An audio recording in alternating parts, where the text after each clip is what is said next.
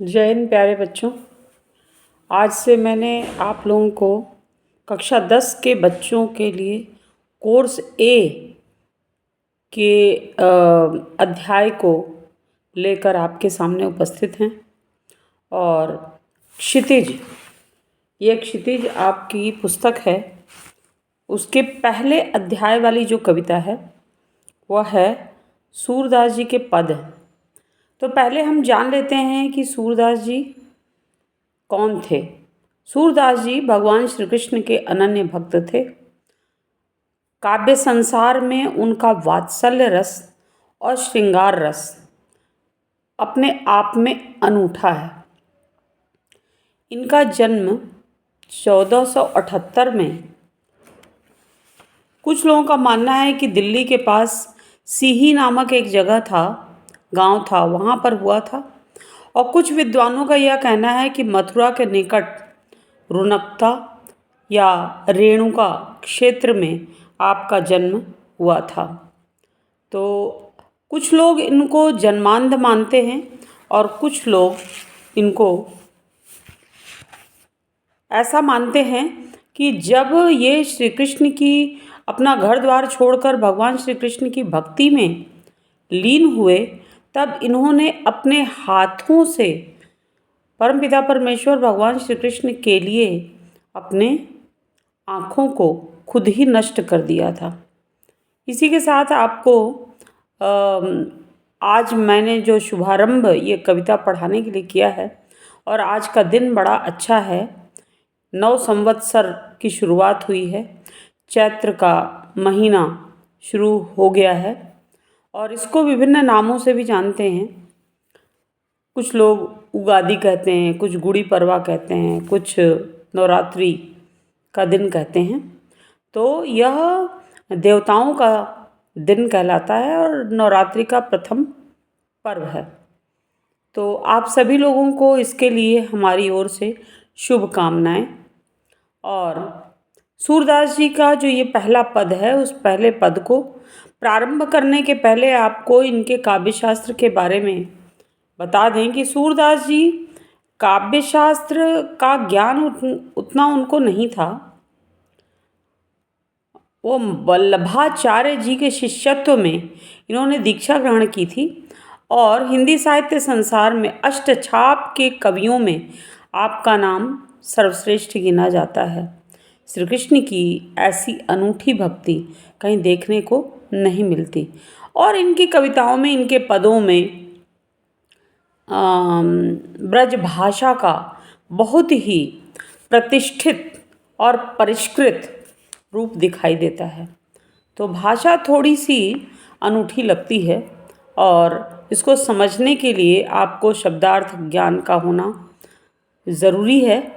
और कुछ एक बातें और भी हैं इनके बारे में, जो कि इनका रचना संसार साहित्य लहरी, सूर सागर और उसमें से भ्रमर गीत, इनका जो वियोग श्रृंगार है गोपिकाओं का, वह अपने आप में अनूठा है।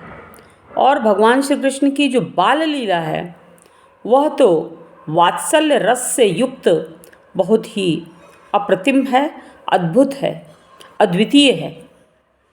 और किसी ने कहा है, तत्त तत्त की कबीरा कहेगा, सूरा कही अनूठी, रही सही कठमलिया कहेगा, और कही सब झूठी। तो इसी के साथ ही सबको शुभकामना देते हुए मैं प्रथम पद को प्रस्तुत करना चाहती हूँ। वो कुछ इस प्रकार है। और प्रसंग इसका क्या है? प्रसंग ये है कि भगवान श्री कृष्ण 16 या 17 साल के, 16 या 17 वर्ष तक आपने अपनी बाल लीला वृंदावन में, मथुरा में आपने की थी। बाबा नंद और माता यशोदा के हाथों से आपका पालन पोषण हुआ और वहीं पर इन्होंने अपनी बाल लीलाएं की। बाल लीलाओं के द्वारा इन्होंने न जाने कितने आतताई राक्षसों का संहार किया। वह अपने आप में बहुत ही हमें गर्व करना चाहिए कि हम जैसे लोग इस भारत की भूमि पर आए हैं और इस भारत भूमि पर भगवान श्री कृष्ण और मर्यादा पुरुषोत्तम श्री राम ने जन्म लेकर इस धरती को पावन से पावनतर बना दिया है। तो जब भगवान श्री कृष्ण 16-17 वर्ष व्यतीत होने के बाद आप मथुरा की ओर चले जाते हैं और कंस का संहार करने के लिए माता देवकी और बाबा वसुदेव की रक्षा के लिए जब वहाँ पर वो जाते हैं तो इन्होंने जो वृंदावन में जो कि रासलीला की थी, केवल अपने घर तक ही नहीं अपितु गोप गोपिकाओं के मध्य आपने जो किशोर वय की जो रासलीला की, उसका वर्णन जितना किया जाए उतना अपने आप में कम है। सभी गोपिकाओं को प्रेम का संदेश देकर आपने सबको अपना बना लिया। मथुरा में अगर आप कभी जाइए तो वहाँ पर कभी माखन की चोरी के लिए चोर गली है, तो बाबा नंद का घर है, मैंने खुद अपनी आँखों से देखा है। वहाँ जाने पर अद्भुत भगवान श्री कृष्ण की स्वतः अनुभूति होती है। तो गोपिकाएं जो हैं वो इनके चले जाने के बाद सभी गोपिकाओं के मन में वियोग की भावना जन्म लेती है। विशेषकर गोपिकाएं, हर एक गोपिका इनको अपना प्रिय मानती थी। और तो ये लोग श्री कृष्ण के जाने के बाद इतने बेहाल हो गए थे, इतने व्याकुल हो गए थे, रुदन करते करते उनका जो है क्या कहते हैं, उनका व्यक्तित्व नष्ट होता जा रहा था, उनका मन आहत होता जा रहा था। व्याकुलता के कारण वो लगातार अनवरत गति से वो रुदन करते हुए अपना समय व्यतीत कर रही थी भगवान श्री कृष्ण के वियोग में। तो वियोग श्रृंगार का बड़ा ही मार्मिक चित्रण भगवान श्री कृष्ण के लिए और गोपिकाओं के मध्य उन्होंने प्रस्तुत किया है सूरदास जी ने। तो भगवान श्री कृष्ण के मन में भी ये बात आती है कि हमने गोपिकाओं को बड़ा कष्ट दिया। तो प्रेम करना अच्छा है, लेकिन मोह का होना किसी के लिए वो उचित नहीं होता, किसी के लिए अपनी जान देना उचित नहीं है। तो उन्होंने योग का संदेश देकर अपने मित्र भगवान श्री कृष्ण ने अपने परम मित्र उद्धव को मथुरा से वृंदावन में भेजा कि आप गोपिकाओं को जाकर समझा बुझा के आइए और उनको बताइए कि प्रेम अच्छा है लेकिन मोह अच्छा नहीं होता। तो जो गोपिकाएं बड़े सरल हृदय की, निष्कपट, निश्छल और बड़े ही स्नेहिल भाव से श्री कृष्ण के प्रेम में, वियोग में जहाँ तहाँ पड़ी हुई यमुना के तट पर कदम्ब की डाल के नीचे वो अपनी व्याकुल वेदना को व्यक्त करते हुए दिखाई देती हैं। उद्धव वहाँ जाते हैं और उद्धव ने अपना भगवान श्री कृष्ण के प्रति प्रेम को न करने की बात, निर्गुण परब्रह्म परमात्मा की बात वो करते हैं। देखिए, सूरदास जी ने यहाँ पे एक तथ्य है कि सूरदास जी ने अपनी कविताओं के माध्यम से निर्गुण ब्रह्म पर सगुण ब्रह्म की विजय कराई है। निर्गुण ब्रह्म उसे कहते हैं जिसमें किसी भी देवता के रूप, गुण, सौंदर्य का चित्रण नहीं होता।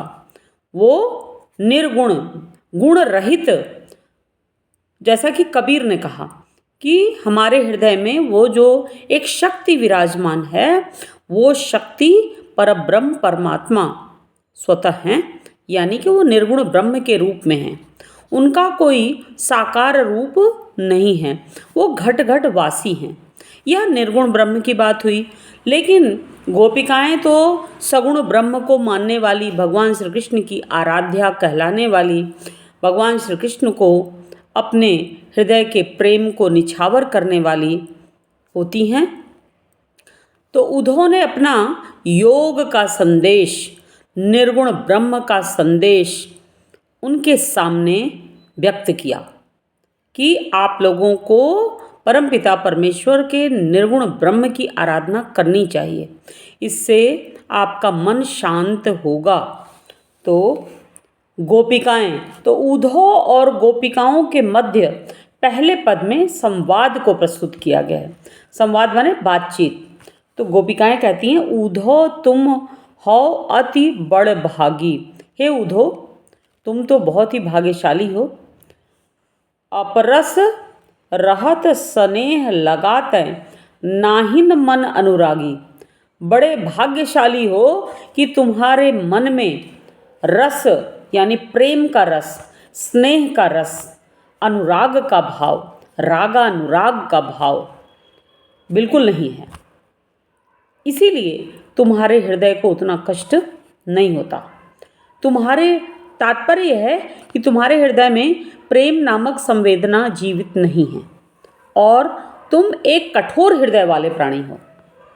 फिर आगे वो कहते हैं, उदाहरण देती हैं गोपिकाएं, पुरैन पात रहत जल भीतर तारस देह न दागी। पुरैन का अर्थ होता है कमल, पात का अर्थ होता है पत्ता।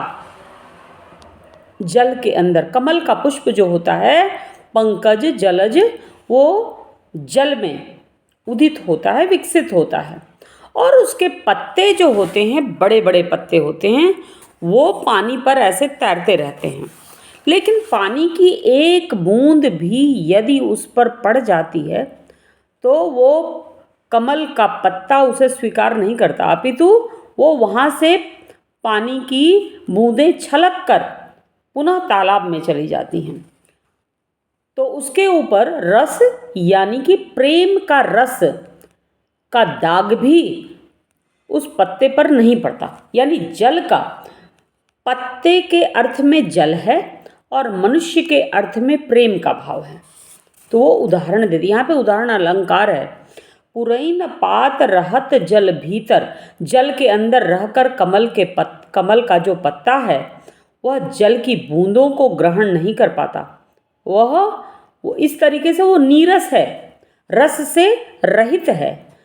और उद्धव को वो समझा रही हैं कि तुम तो कमल के पत्ते की भांति हो और तुम्हारे हृदय में प्रेम का रस स्रोत ही नहीं है। तुम तो बड़े ही निष्ठुर प्राणी हो जो हम लोगों को योग का संदेश और निर्गुण परम ब्रह्म परमात्मा का संदेश लेकर आए हो। तुम्हारा हृदय हम लोगों जैसा नहीं हो सकता। तुम बड़े भाग्यशाली हो क्योंकि तुम्हारा हृदय संवेदनहीन है।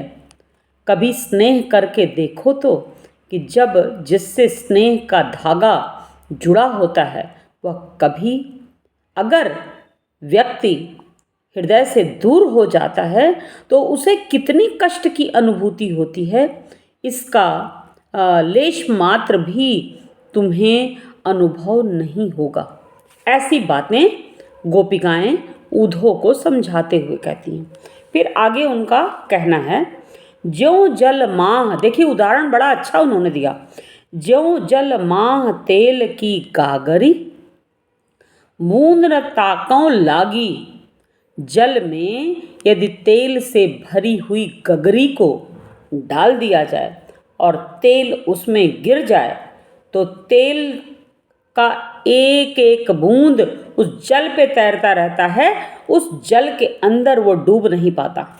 ठीक उसी प्रकार श्री कृष्ण के संपर्क में रहकर भी श्री कृष्ण से तुमने प्रेम नहीं किया और तुम्हें तो केवल उथला ज्ञान है, वो शास्त्रीय ज्ञान है। तुम हृदय के ज्ञान को क्या समझ पाओगे। आगे वो कहती हैं, प्रीति नदी रूपक अलंकार है और ऊपर की दोनों पंक्तियों में उदाहरण अलंकार है। प्रीति नदी मैं पाँव न बोर्यो, दृष्टि न रूप परागी।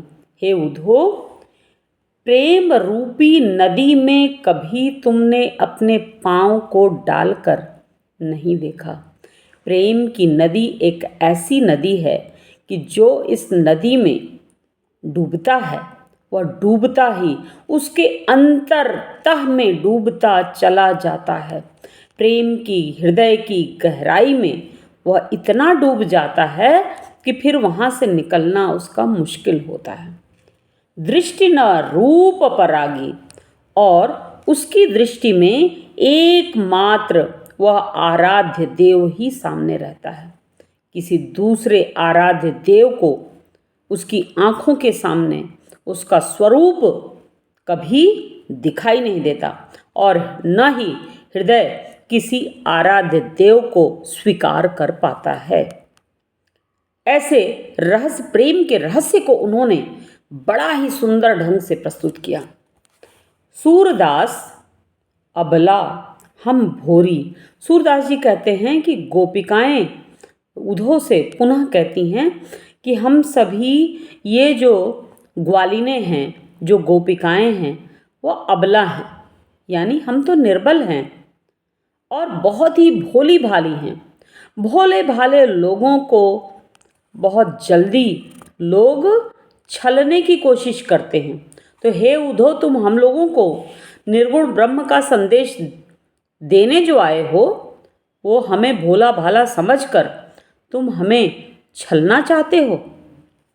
गुर चांटी ज्यों पागी, हम सभी तो अबला स्त्रियां हैं और बहुत भोली भाली हैं। गुर माने गुड़, चांटी यानी भगवान श्री कृष्ण के प्रेम के भाव को जो हमने अपने हृदय में स्वीकार किया और उनके प्रेम में जो हम पग चुके हैं, निमग्न हो चुके हैं, अब उस प्रेम के भाव से हम कभी बाहर नहीं निकल सकते। ठीक उसी प्रकार जैसे गुड़ में अगर चींटा लग जाए तो वह चींटा उस गुड़ की डली को कभी छोड़ नहीं पाता। उसमें भले ही वह प्राण अपना दे दे, लेकिन गुड़ से वह अपने शरीर को अलग नहीं कर सकता। तो हे उद्धव, हम लोग यहाँ पर हैं ज़रूर, लेकिन भगवान श्री कृष्ण के प्रति प्रेम में, हमारे प्रेम में कभी कोई कमी नहीं होगी। भले ही हम व्याकुल होकर, बेहाल होकर हम उस चींटे की तरह अपने प्राण का त्याग क्यों न कर दें, लेकिन हे उद्धव, हमारे हृदय पर तुम्हारे निर्गुण ब्रह्म का जो छाप है वह कभी नहीं पड़ सकता। न ही हमारा हृदय उस निर्गुण ब्रह्म को स्वीकार कर सकता है। हम तो भगवान श्री कृष्ण के ही अपने हैं, हम उनको ही अपना मानते हैं। एकमात्र हमारा प्रेम स्नेह जो भी नेह का बंधन है वह श्री कृष्ण से ही बंधन है और किसी से भी नहीं हो सकता। इस प्रकार गोपिकाओं ने भगवान श्री कृष्ण के परम स्नेही मित्र उद्धव को प्रेम का संदेश देकर उन्होंने मथुरा उनको भेजा, और उनका प्रेम का संदेश जो है अपने आप में अनूठा है। अंत में उद्धव हार जाते हैं उनको समझा कर, तब पर भी श्री कृष्ण के प्रति स्नेह का भाव उनका समाप्त नहीं होता। तो इस प्रकार इन्हीं पंक्तियों के साथ आपसे हम विदा लेते हैं। अगले वीडियो को हम अगले दिन आपके सामने प्रस्तुत करेंगे। धन्यवाद।